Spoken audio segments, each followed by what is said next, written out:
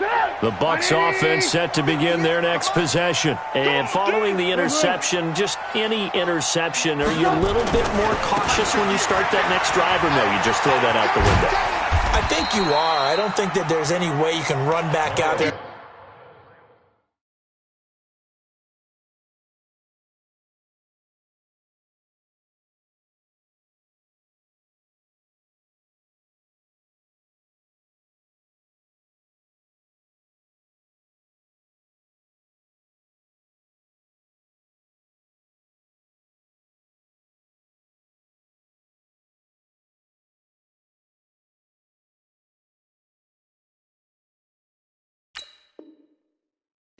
Totally didn't affect me. Let's just go ahead and be loose with the football again.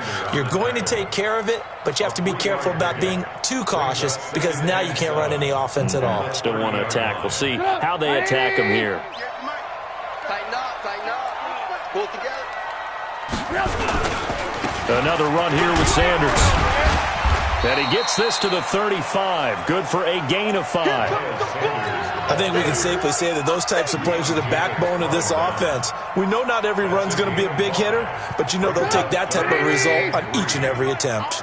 The Bucs on third down, lacking much success, just 2 for 7 to this point. This time it's 3rd and 3. He goes to you, it's you. He comes to me, it's me. 58, boys, 58. From the gun, it's Trubisky. And now here is another interception. Picked off at the 46. And they get the football. They'll set up shop at their own 49-yard line.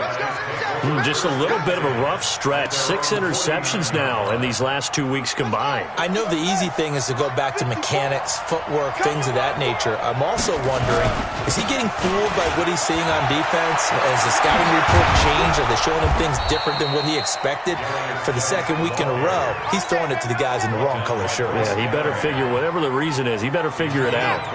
Great way to start the drive. 20 big ones and a first down. Some good games going on in the early window. This might be the best of the bunch. Give him 5 on the carry there, and it'll be second down. Offensively with the lead, you want to run the ball, keep the clock going, but you also want to still kind of be in attack mode too, right? So how do you do that and not come back on your heels? Yeah, think about all the practices we've watched where they have that tempo period to go over things just like this, where they describe the scenario, tell you what they're looking for, and make sure that they're still attacking, yet at the same time not going so fast as to leave too much time on the clock. Now after the run by Geis, here's 1st and 10. They'll try and run some clock here as they keep it on the ground. And a pickup of about 4 down inside the 10 to the 8-yard line.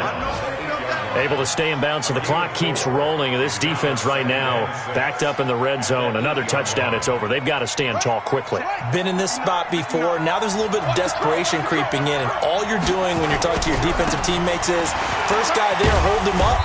Second, third guy in, rake at the football. Get it out. We've got to create a turnover because one more score, and this game's over. Still a couple yards short of the first as the 3-yard gain brings up a third down. Fourth quarter, 2 minutes on the clock in a tight 1-point game. So it's Falcon football as we welcome you back. And let's see what they've come up with offensively after having time to talk it over. On 3rd and 2, Fields. And this is caught. And that could seal it. It's a touchdown. And down near the goal line here, they're able to throw it in. And the key word, quick. Quick hitter. Out of his hands fast, into the receiver's hands even faster. Important extra point up and through. And that will ensure that it will take a touchdown and a 2-point conversion to tie it.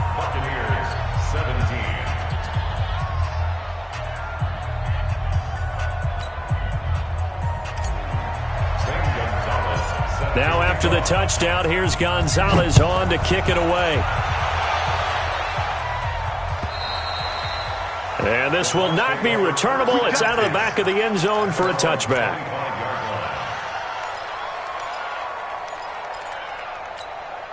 The Tampa offense ready to get their drive started. And they've sort of lost their way, partner. How do they recalibrate and get this proverbial train back on track?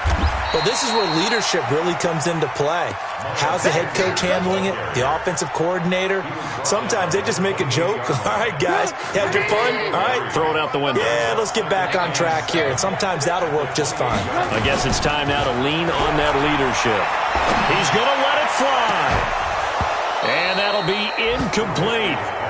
Good protection that time, and they couldn't hook up on the long one. Now it's third down. Tried to go for the big one there on second down. Now they're likely down to their final 2 plays. And you know they've got to keep going for the big shot, right? So defensively, you play what they call top down. Nothing behind you. Make everything get completed in front. They'll try and set up the screen. It's complete. And he will have a first down as they get him to the ground at the 37. Now the offense going to use the first of their timeouts as they'll get a chance to talk it over after picking up the first down. Trubisky now just 6 of 15 through the air. Not good, but first and 10 here. On the draw, here's Sanders. And that play went nowhere. Losing yardage. It'll be back at the 36. It'll be a loss of 1, and it'll be second and 11. Now it's Trubisky. And he can't get a throw off. He's taken down. What a huge play at this point in the game. The Bucs going to go ahead and use the second of their timeouts as they get the stoppage with a little over 50 seconds left to go in the game. Let's see what they draw up here. Third and long following the sack of Trubisky. Back to throw. He's got his man. This is Tate. Good defense holds him to only a yard, and it'll be fourth down. It didn't check off every box, but the most important one. Got the clock stopped, getting out of bounds. They may be a little short of the first down, but I thought that was the key.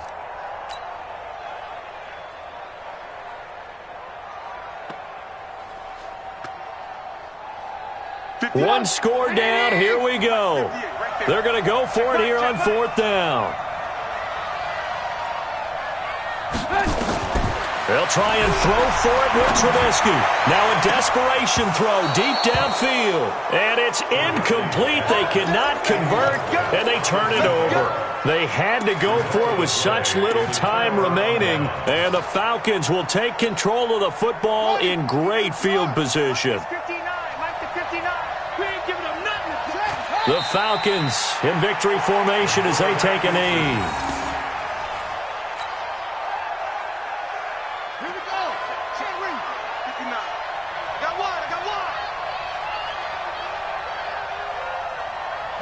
The Falcons in victory formation as they take a knee.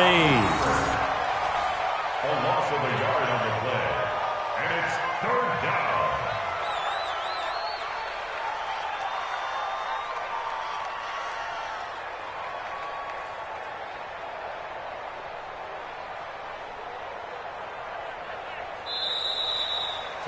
So time runs out. It's a victory for the Atlanta Falcons. And it took a big fourth quarter to do it, but they were able to get the job done, and that's the bottom line. No doubt about it. And let's face it, they had to be more than nervous in the fourth quarter.